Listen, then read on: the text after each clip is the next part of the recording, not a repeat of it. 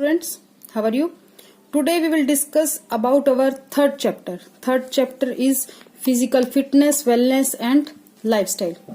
देखो बेटा, बोलने में वर्ड एक जैसे से लग रहे हैं, फिटनेस और वेलनेस, बट मीनिंग दोनों का अलग है.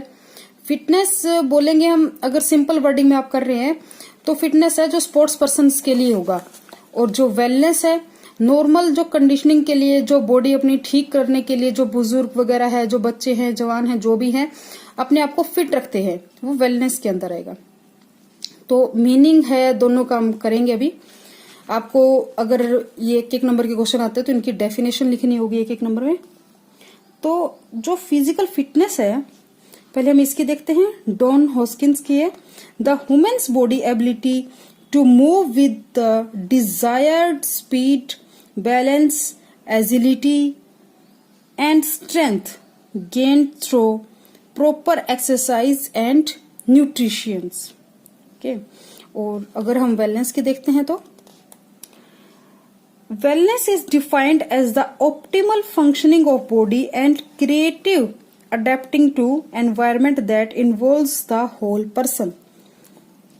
Okay, अगर आप इजी सी कर रहे हैं, the quality or state of being health या the fact of conditioning of being physically and mentally healthy, या आप कुछ भी कोई भी एक डेफिनेशन कर सकते हैं. 3-4 आपको बता दी गई है. ओके, अब हम करेंगे इनकी इम्पोर्टेंस कि ये क्यों इम्पोर्टेंट है.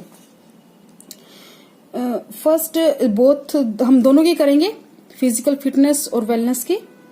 अगर आपके क्वेश्चन आता है तो आप लगभग what do you mean by physical fitness, wellness, ये अलग अलग आएगा फिलहाल तो. और अगर इसकी इम्पोर्टेंस आती है तो इकट्ठे आएंगे. 3 नंबर की आती है तो आपको 6 पॉइंट लिखने होंगे. 5 नंबर का आएगा तो आपको इसके लिए 10 पॉइंट लिखने होंगे. तो इसके लिए बहुत सारे आपको पॉइंट्स मिल जाएंगे. आप अपनी तरफ से भी बना के लिख सकते हैं. आप खुद भी महसूस कर सकते हैं कि इसमें फिटनेस और वेलनेस के क्या क्या इंपॉर्टेंस रहती है. कुछ एक मैं आपको बता देती हूँ. जैसे physical fitness and wellness are really significant for a leading happy life. तो एक आप इसके हेडिंग बना देंगे, leading a happy life. Second बना देंगे वेल बैलेंस्ड लाइफ, और reducing the risk of heart lung disease, add year to one's life, lower resting blood pressure, remain active in future, improving the mental ability, manage stress easily, positive attitude towards stress, a person feels better and looks better, enhance self confidence, increase resistance power against disease. Okay. ये आपको कई सारे बता दे, तो आप इसको एक wording, एक हेडिंग आप डाल के नीचे आप एक्सप्लेन करेंगे.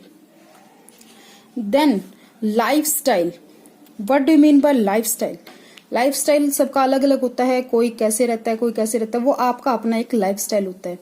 आप सुबह 5 बजे उठो, 4 बजे उठो, 10 बजे उठो, ये आपका अपना लाइफस्टाइल को कहलाएगा. सबका लाइफस्टाइल अलग अलग होता है. तो लाइफस्टाइल की अगर एक मीनिंग की बात करें, डेफिनेशन अगर आपका आता है, what do mean by lifestyle, so you have to write lifestyle is a manner of living that reflects the person's value and attitude. Okay, ये लाइफस्टाइल के लिए है. आप 3-4 जो आपकी बुक के अंदर भी दे रखे होंगे, ये आपको मैं बता देती हूँ. वो डेफिनेशंस आप लिख देंगे, इसका ये मीनिंग लिख देंगे. Lifestyle is the typical way of life of an individual, groups और कल्चर. Okay, बेटा. And then, what is the importance of lifestyle? Increase longevity, increase energy level, helps in reducing depression, increase the level of fitness, improves posture, increase self-confidence, help in coping with stress, help in preventing cardiovascular disease. Okay, ये जो benefits है, importance आपको बताई हैं, ये तब होंगे अगर आपका लाइफस्टाइल अच्छा है तो. ओके, लाइफस्टाइल अच्छा का मतलब ये होता है सुबह जल्दी उठना है, आपको एक्सरसाइज वगैरह करना है, अपनी बॉडी को फिट रखना है, न्यूट्रिशंस वगैरह अच्छी लेना है, डाइट अच्छी लेनी है, एक्सरसाइज करनी है, और अपनी बॉडी को नीट एंड क्लीन रखना है, तब जाके होता है ये लाइफस्टाइल गुड. तो ये आपको इम्पोर्टेंस उसके लिखनी है.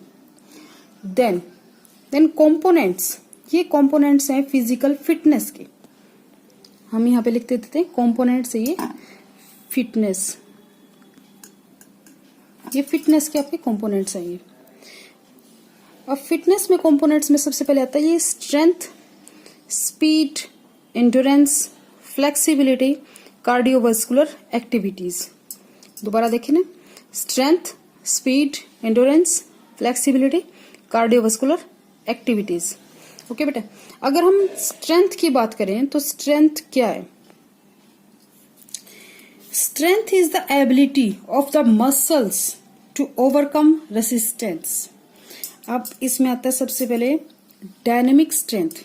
डायनेमिक स्ट्रेंथ की भी आगे 3 पार्ट बताए गए हैं, मैक्सिमम, एक्सप्लोसिव और स्ट्रेंथ इंड्योरेंस। अब dynamic strength, dynamic strength can be called isotonic strength because it is related to movement. अब ये आइसोटोनिक क्या है? आइसोटोनिक, आइसोमेट्रिक और आइसोकाइटेनिक 3 टाइप की एक्सरसाइज बताई गई है। आइसोटोनिक होती बेटा, अगर हम कोई मूवमेंट कर रहे हैं तो वो फोर्स भी लगती है और मूवमेंट होती हुई नजर भी आती है, वो आइसोटोनिक में आता है। ठीक है। In pullups and pushups we require dynamic strength. The next is maximum maximum strength. It is the ability to act against maximum resistance. Maximum resistance ये हम टिक कर लेते जो हमारा हो गया है। मैक्सिमम रेसिस्टेंस बेटा जो भी ज्यादा फोर्स के साथ किया जाता काम में हम कुछ भी ऐड कर सकते हैं, जैसे कि हमारा वेट लिफ्टिंग है, शॉर्ट पुट है, हैमर थ्रो है, डिस्कस थ्रो है, सारे ये मैक्सिमम स्ट्रेंथ के साथ किया जाता है, यानी कि हमारी बॉडी की मैक्सिमम जो स्ट्रेंथ इसमें लगती है।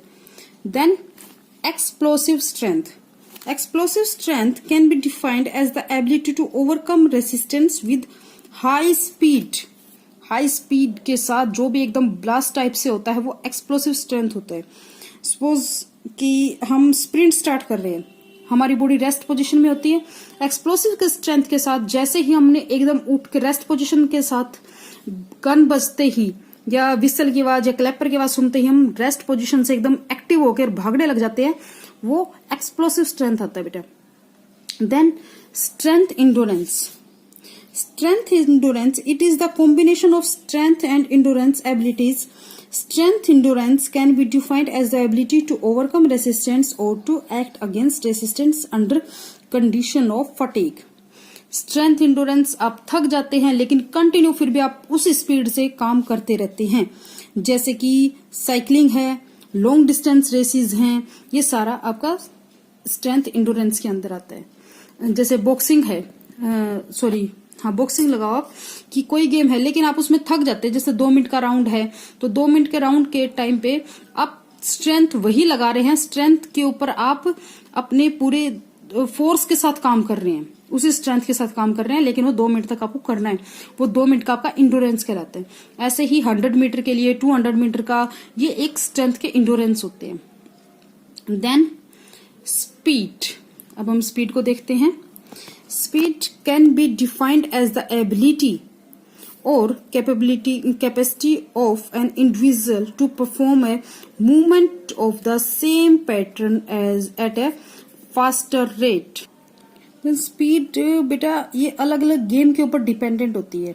अब जैसे कि अगर आप क्रिकेट खेल रहे हैं तो उसमें जो स्पीड है आपकी एक विकेट से दूसरे विकेट के बीच में जो पिच के बीच में जो आपकी रनिंग है उसके ऊपर डिपेंडेंट करती है। 100 मीटर में सिर्फ 100 मीटर का डिस्टेंस होता है, लॉन्ग डिस्टेंस अलग होता है। तो ये बॉडी के अंदर आपके कुछ फाइबर्स होते हैं, slow Twitch fibres, fast Twitch fibres, उसके ऊपर डिपेंडेंट होते हैं। किसी बंदे के अंदर स्लो ट्विच फाइबर्स ज्यादा होते हैं, किसी के अंदर फास्ट ट्विच फाइबर्स होते हैं। जिनके अंदर दोनों में 50-50 हो जाता है या 55-45 हो जाते हैं तो वो मिडल डिस्टेंस रनर के टाइप से आते हैं। ओके। Then endurance. इंड्योरेंस होते हैं आपकी सहन क्षमता। Endurance is another component of physical fitness like speed and strength. It is the ability to sustain an activity. कोई भी एक्टिविटी सस्टेन करने के लिए हमें इंडोरेंस की जरूरत पड़ती है। ये 2 टाइप की होती है, जैसे short term endurance, long term endurance.